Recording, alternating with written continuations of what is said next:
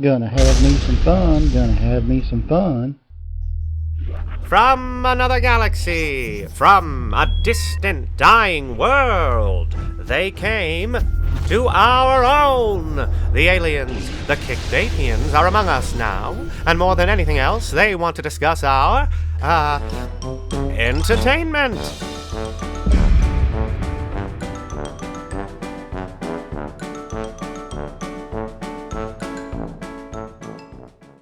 Hey, it's Mark Park here once again, here with my good friend Davian. Davian, it's been a little while now. How have you been, man? Good, Mark Park. Good to see you. Good to see you. It's been, over a month now. Jeez. I guess we need movies to come out more often. Can you believe I got to go to the theater finally? You did? Yeah. What'd you go see? Yeah, I saw The Marksman. I worry about you. Out there in the middle of nowhere, all by yourself. The cartels are running everything through there. Drugs, people, guns. I don't scare easy. It's about a marksman played by Liam Neeson. It was all right. I mean, it's kind of like one of his lighter movies in terms of like, what he does and the action and the beats, but it was all right. I mean, you get what you paid for in that regard. Not a bad return to movies on my end, but maybe could have been better. Not bad. Nice. I'm really hoping I get the opportunity to go see Kong and Godzilla in the theater. Yes. But I don't know. Turns out I didn't even realize this. New Mexico is the only state left in the country that theaters are not allowed to open at all. Yeah, I read just today that New York was open, and that was a little surprising. But yeah, New Mexico, that's even more surprising. Yeah, and even because the closest town over the border over in Colorado, they had their theaters open for a little while, but it's the same company that runs all the ones in New Mexico. So they just went ahead and shut those down anyway because they had to roll back all their staff. Yeah. Insidious. And here I am sitting here all vaxxed up and can't go. All vaxxed up and nowhere to go. Yeah, that sucks. Exactly. Hopefully soon. I think they're starting to lock down dates in terms of like, hey, we're going to drop these movies, come hell or high water. It seems like, I mean, that might be what it takes. That is true. Yeah, I've seen a few of them have locked some pretty close dates, but few have moved on to next year again already. Well, damn it. I need to see my shitty Fast and Furious movies. I haven't had my Fast and Furious fix in quite some time. I could go for one. Need NOS or something. I need NOS. I think we've both been watching a little bit of TV. WandaVision. That's what all the kids are watching these days, right? True. Seems to be quite the rage. I think something's wrong here. Wanda, can you read me? Who's doing this to you? Are you here to help us? I think we both finished up the series, I believe, yes? Yes, just this morning. Got up and basically had to watch it first thing before I did anything else just to prevent any spoilers. Not that I really felt there was that much to spoil out of the finale there. No. I mean, I guess let's touch on our general thoughts on it before we get into spoilers. Sure. General thoughts. I really enjoyed it overall. I wasn't crazy about I didn't dislike the first 3 episodes or whatever. By any means. I thought they were neat little exercises in homage, but it got frustrating that it felt like they were hitting the same story beats each time. I wish they had threaded a little bit more of the story in a little sooner. I think it would have been less of an issue if they dropped it all, like the whole series all at once. I think we would have gotten less complaints, but I get it. Yeah, I see that being fair. But overall, I still liked it. But yeah, it kind of always felt like, I want to say it was predictable, not in a way that like I knew exactly where it was going from the start, but I felt like at the end of every episode, I knew what the next episode was going to be. And so it was always just an exercise of rather than being surprised, just every episode just going, yeah, okay, yeah. Oh, I was right again. Yeah, exactly. I wanted, So, what did you think? Well, like we talked a little bit on the side, but I was pretty much 100% on board until maybe about 3 episodes from the end. Like the build-up was great. It's nice. I mean, a little bit of weirdness in the middle, like with a certain character that shows up, and without really get into spoilers, it does seem like mostly this whole mini, like, it seems like they had the rough plans for Doctor Strange 2 a while back. Like, we knew about this. They made no mystery about this. And then they kind of built this show as a runway to it, kind of as an afterthought to get to it. And I'm guessing when it's all said and done, when we get that movie, it's probably going to be like barely 2 minutes of screen time. You know, Doctor Strange going to find her, like, hey, let's go on this adventure. And I really had much higher expectations about that, and that's probably my fault. Like, I thought, like, after the first few episodes of the sitcom era stuff in different eras, like, I was digging that stuff. I knew people were like, oh, it's the sitcom stuff. This is boring, this and that, and I get that, but you just kind of knew at that point, like, oh, they're gonna move past this, and it's gonna be this big thing. Yeah. And it was, and I tend to think it kind of peaked around episode 4. Yeah. For a variety of reasons. Yeah, but I mostly like the beats they reached and how they got there, but mostly my disappointments are, again, with kind of what you said, like, not a whole lot of expectations being subverted, or like, I didn't see that. Like, oh, no, I pretty much saw that coming. Yeah. Pretty much. Well, and even like you said, the the one thing where you felt like you were let down, and you said you felt it was kind of your fault for the expectations. Yeah. Assuming we're talking about the surprise supporting character. Yeah. I don't think that's even fair to blame yourself. I think that's, they knew what they were doing. There's no way you cast that actor in that role without, and especially with the title of Doctor Strange 2 coming up, you can't do that without having the expectation of the audience putting those two dots together. And then to have that be, it was like, it was a red herring, but not a red herring in the story. It was a red herring to the audience outside. And I that rubs me the wrong way. All right, let's just do spoilers Yeah. now. All right, all right. So yeah, Fietro. I mean, that's ridiculous. Like, I mean, on this particular issue, like, yeah, it's not really my fault or our fault. It's like, okay, why they didn't have to use this guy? Like, what are we gonna think when we see him? Like, oh my God, like the Foxmen, the X-Men, and the Singerverse is back, and it's gonna be a multiverse, and we're gonna get maybe other universes too in the show. And like, nope. I guess he was just someone in the town that just happened to look like the actor that plays him in the Singerverse. I mean, that's nothing. That's lame. I'd rather just not have him at all then, if that's going to be the case. Like, yeah, and they didn't have to dive deep into the weeds on it. It didn't have to go heavy into it, but it could have been. What's her name? Agnes could have, had a throwaway line of, I yanked him from another place, or because she talked about how the actual body of Pietro wasn't available and was full of bullets and all that. So, they had the opportunities. It was definitely, I mean, they made the choice to bait the audience expectations and then not even subvert it, just ignore it. Yeah, and as time went on, my expectations were like, oh, well, if they haven't done anything yet. We're on episode 7 now, and oh my God, it's probably going to be like Patrick Stewart as Xavier pretty soon. Like, I don't know, and then like a whole lot of nothing, and like, oh, he's the guy that lives here, but Yeah. But but that said, that irritation aside, and that's kind of plotty detail stuff, and it is, it's a complaint on the meta level outside the story itself. So sticking to just judging the story for what it is, I really liked it. And I think that central thread of the emotional relationship between Wanda and Vision really worked all the way through. So and that was what needed to work.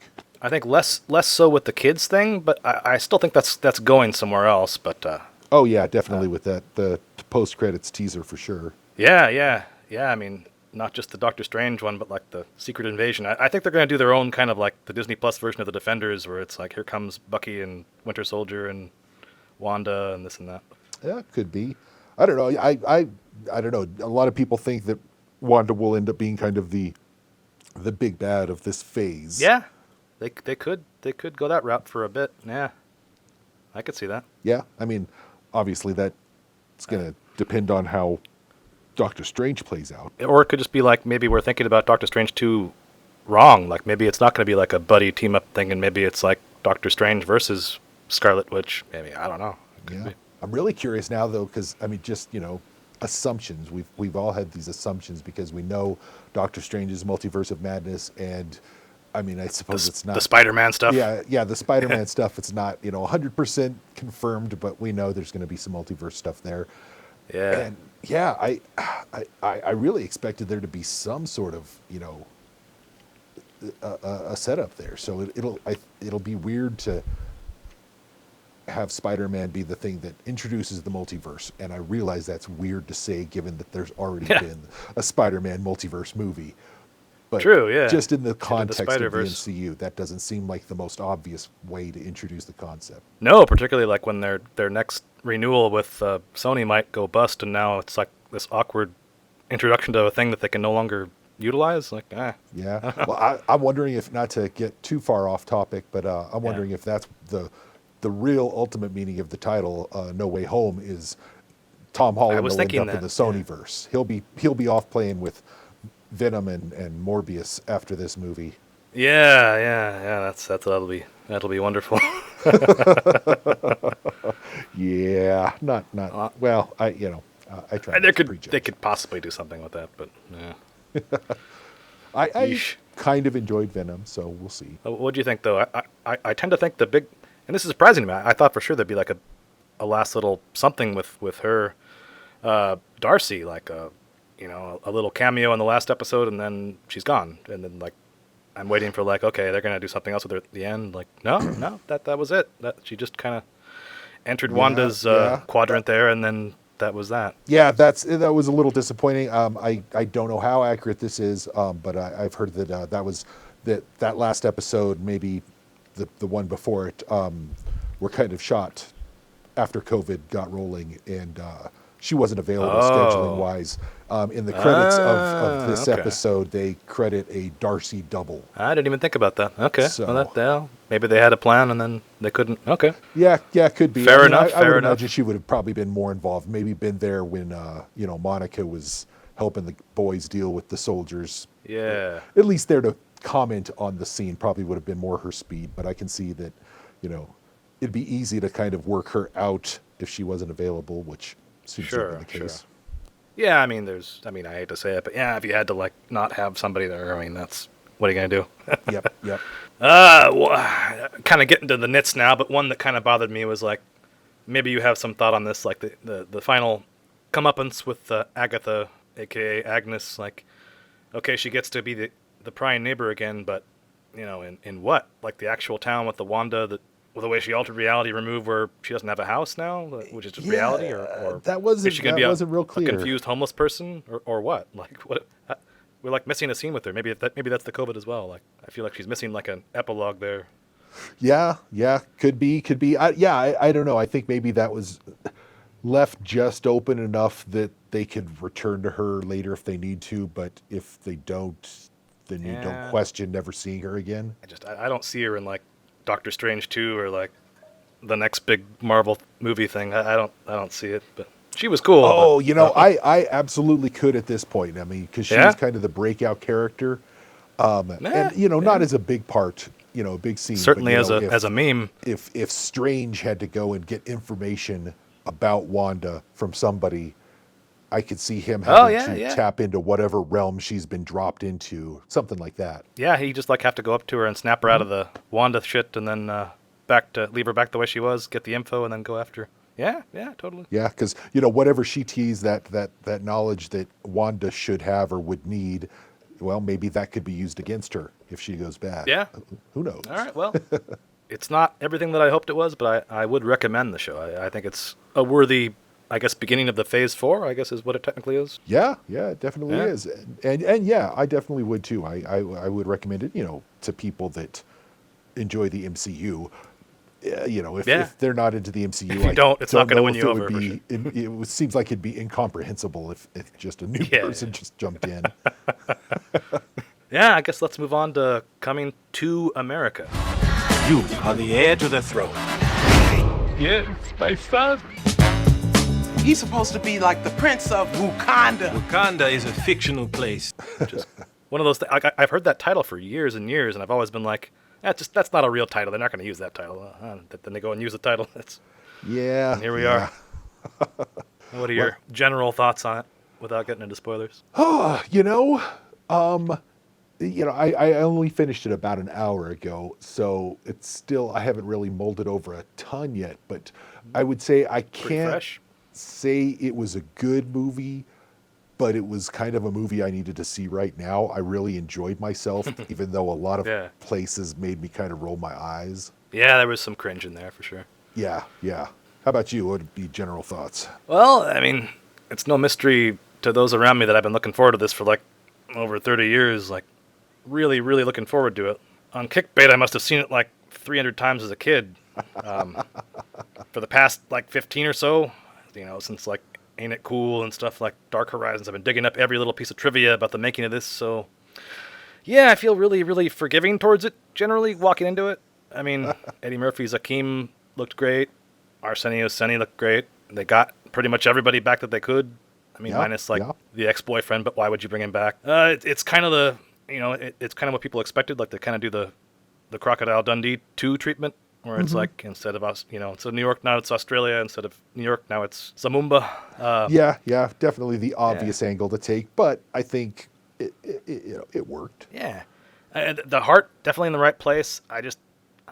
I'm sad to say the script is a little weak. Like it's just a lot of contrivances. Some of the jokes land, a lot of them don't. And when you watch a movie like the original, which is like, I think to me personally, it's like one of the strongest pound per pound scripts you can run into in terms of like just everything matters.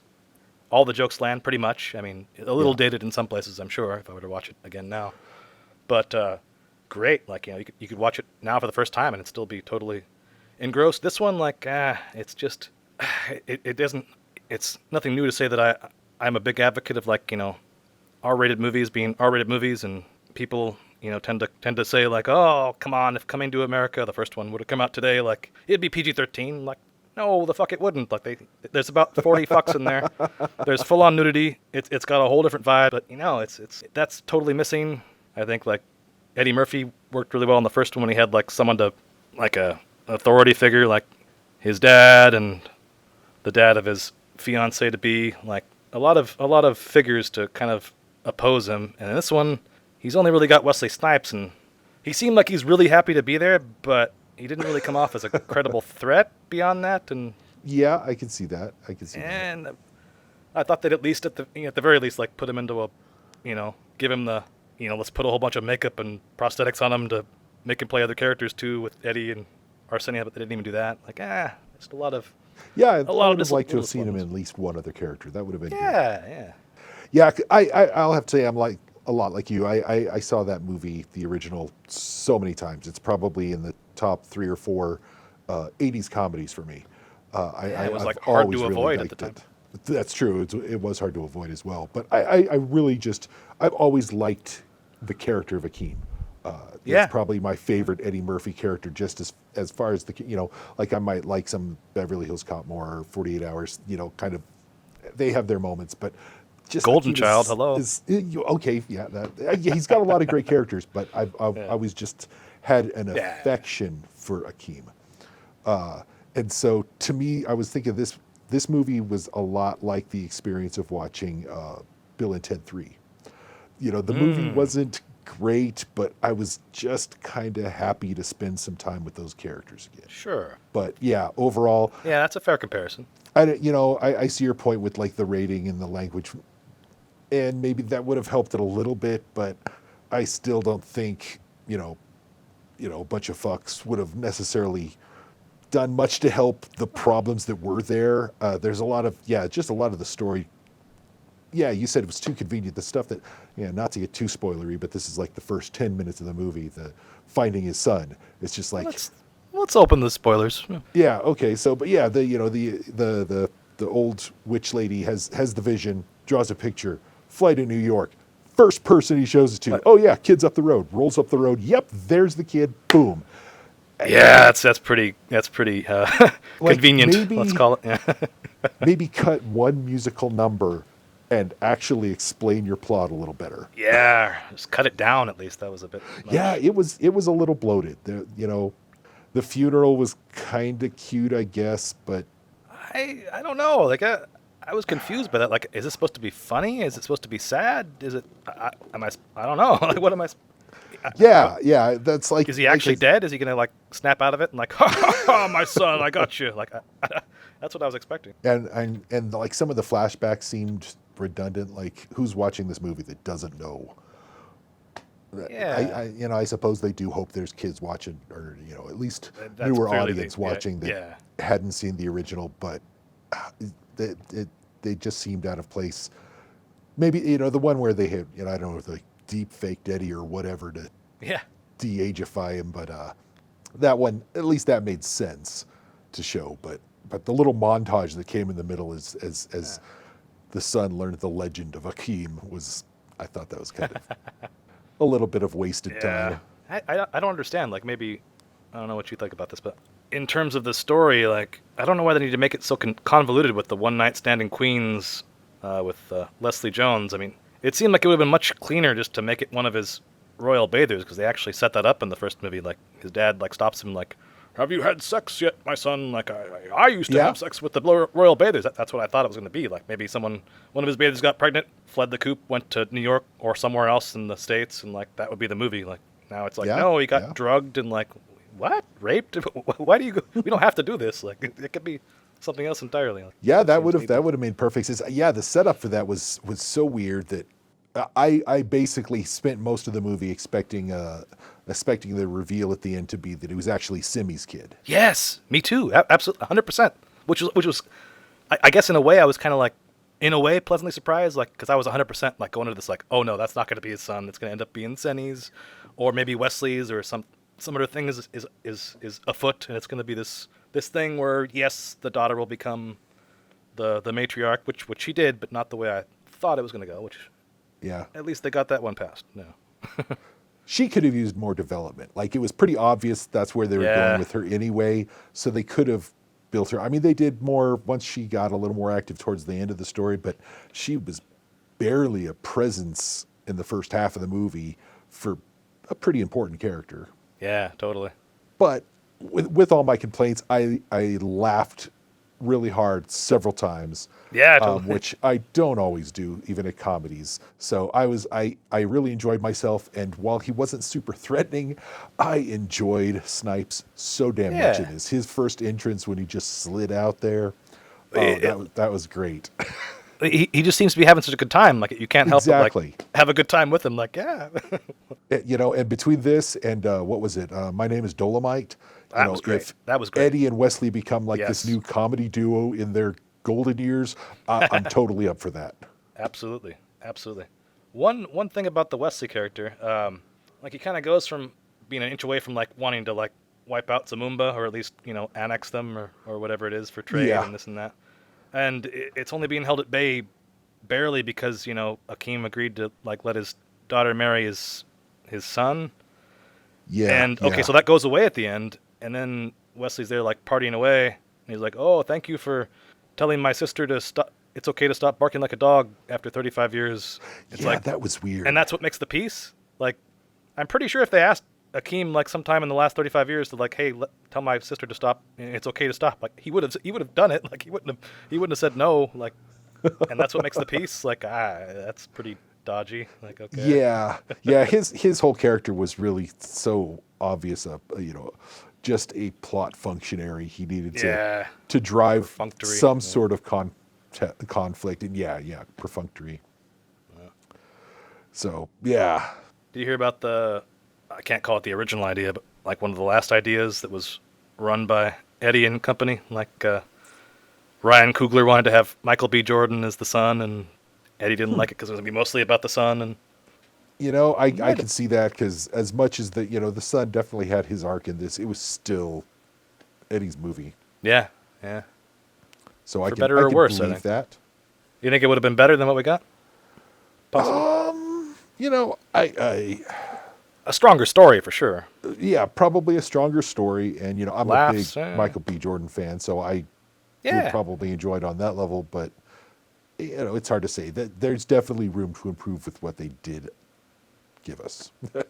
Yeah, but not terrible either. No, not at all. Yeah, I would still overall recommend it, and I'll probably watch it again. Yeah, me too. I might do a double feature. I haven't seen the original in a couple years now, so. Oh, you should. I think for the most part it holds up pretty well. In fact, you might even make it a triple feature with, Trading Places. You have the through line with the Mortimer and the other guy. Pay up, Mortimer. I've won the bet. Here, $1. Mortimer, we're back. Yeah, I'd almost forgot about those. I like the nod to them in this one. I don't know who's the relative it was, but one of the two, like that's the son with the in the beginning. That was a good touch. Yeah. Yeah, but I would totally recommend it. Not bad at all. Good time on the old Amazon Prime for sure. Yep. Well, we've chatted about WandaVision and the coming to America. I think that's a wrap for now. What say you, Davian? Yeah. I think it sounds like a good place to stop, and we successfully dodged touching on Star Trek. Yes. Maybe we'll successfully dodge it next time as well, or maybe we'll dive into it. Just depends on how masochistic, at least I want to be. Hey, maybe we can jump onto that the new animated one. Oh God. The kid show. Oh no.